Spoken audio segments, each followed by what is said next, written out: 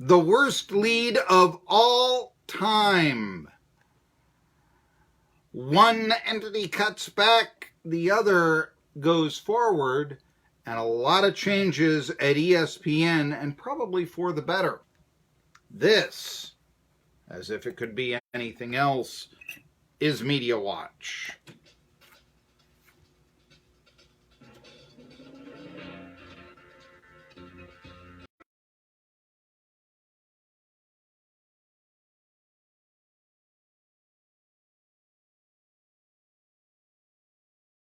Wrote the two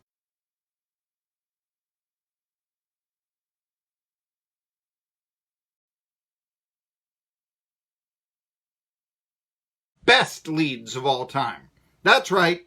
I wrote the two best leads of all time. That one was a story on a semi-pro football player I did for the Pittsburgh Post-Gazette, and it dealt with a story. A linebacker had gone to KFC, and by the way, in the Unicoi County football game this next week, we'll be giving away a $20 gift certificate to a lucky listener and Facebook user for $20 gift certificate from Irwin KFC. But against Willie Stargell and Brady Keys. Okay, that was the greatest one. I'm sorry. There, lots of humor there and so on, and now you have to. Okay. The second greatest lead of all time occurred about 10 years ago. I was writing for TriCitySports.com. Tennessee High had just defeated Science Hill by the score of 16-10. They did it on the last play of the game. Very memorable game. All this just sunk Science Hill season. They didn't win another game all year long after that. They nicknamed certain defense, the Jets used to be the New York Sack Exchange. Well, the Science Hill Hilltoppers, they called their defense Chaos. Okay? So, after losing the game on the very last play, Science Hill has a defense nicknamed Chaos. Friday night against Tennessee High, they missed it by that much. Greatest leads of all time. What's the worst? The worst was in the Johnson City Press. And I hate to do this because the writer that wrote it, Alan LaMountain, I hope he's still a friend of mine. He's a good sports writer. This just isn't his best work. Okay, I've written bad articles. We've all done, okay, Deadline, all this. But wait a minute here. And this just speaks of the homerism, the feeling in this community that I think actually sets back sports around here, where you got to say something nice at all times, even when it insults the reader's intelligence. What's wrong with this lead? Here we go. A much tougher battle than most anticipated came about to this.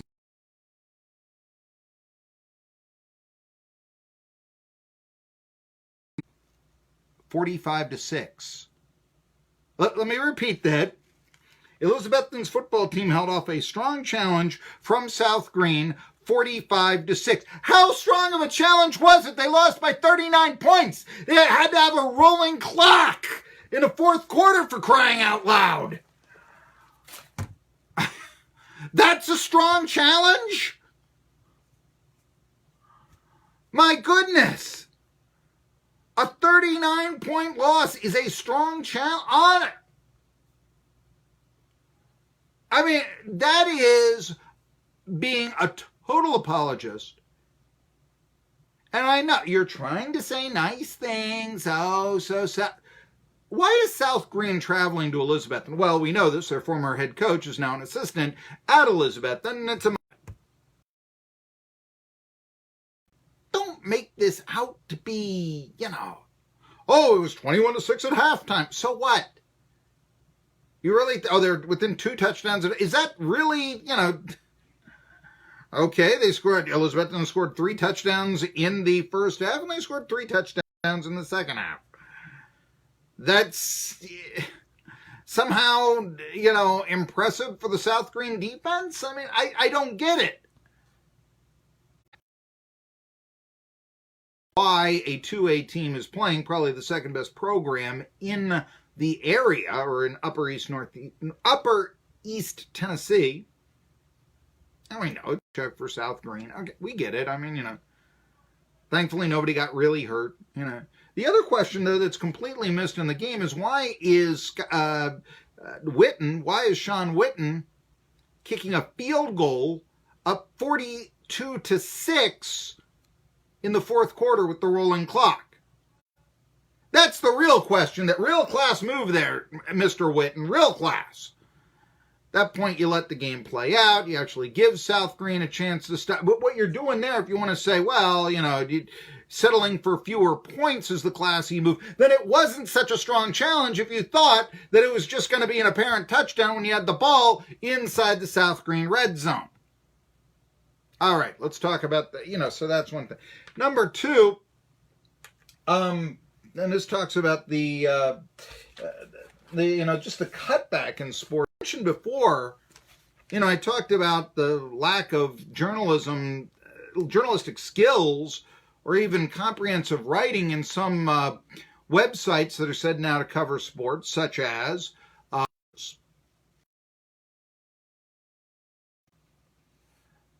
and Deadspin's constant use of profanity, all that. Yeah, that's real classy.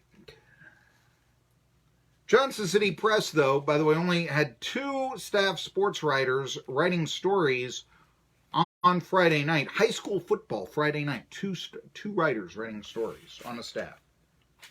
And then, here's my favorite.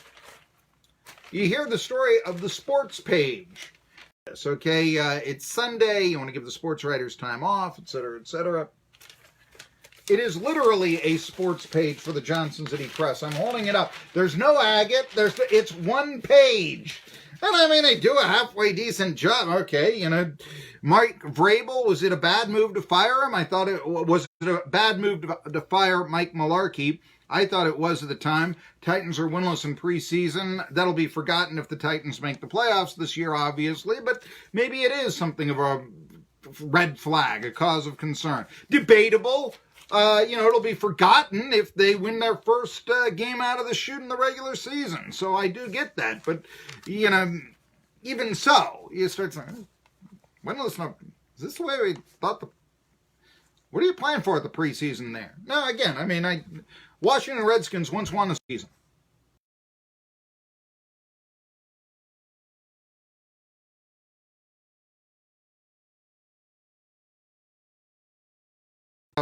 And they do have Marky as the starting quarterback. They've got an Appalachian League, a few, pace. And what probably happened is whoever is laying out the paper was then asked, could you lay out a few sports stories? I get that, okay. But yes, down to the sports page on Mondays these days, Johnson City Press. No standings. Appalachian League, let's face it, if Kingsport wins today, or if who's in third place, Bristol loses, then Kingsport's clinched a playoff berth. Try to talk a little bit more about that in the next hour. But there's no standings. There's no, you don't just look at that, that sort of thing. Want to give kudos to WCYB. They are going to be broadcasting this Friday the Dobbins-Bennett Science Hill football game. That's right, it'll be televised. The last time I can remember televised high school football games, Jay Santos was doing it on a cable channel with Mark Peace, the former anchor at WKPT, and a good one. Anyway, and a desire. Dobbins-Bennett Science Hill goes on WCYB. Intriguing. Shows you how just modern primetime sports, what does it mean these days, where you're willing to preempt the entire Friday night. I grew up when Friday night meant, the Dukes of Hazzard and Dallas.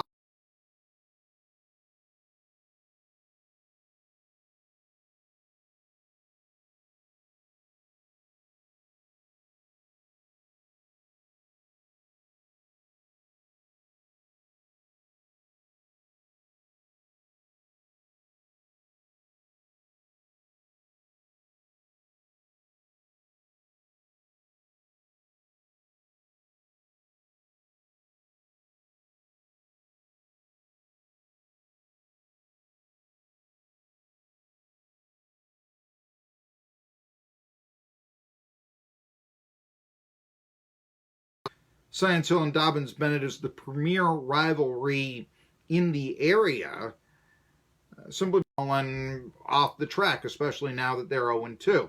By the way, Gerald Sensabaugh will be on tomorrow. Gerald Sensabaugh, who applied for the Dobyns-Bennett head coaching position. Of course, Larry Christian, really, the count on him is 0-2, as he is now going to be in a school football game. By the way, the most Neanderthalish opinion that I have heard about this is, is this going to impact the gate? No, it won't. No, it won't. And in the long term, it'll only help because, I mean, they asked, that is such a 1930s argument. It actually was once suggested that back in the 1930s, we put the games on the radio, people won't come to the ball game. No, it actually was more exposure and people bought more tickets. And that's the same thing that'll happen here. I know Dobyns-Bennett drew 10,000 for their game against Greenville, supposedly. But yeah, Will is being transferred from the morning program at ESPN to an NBA program, and Jamel Hill will leave ESPN in September with a buyout. Those are the other two national stories. Don't have any time to get into them. Jerry Bonkowski is coming up next.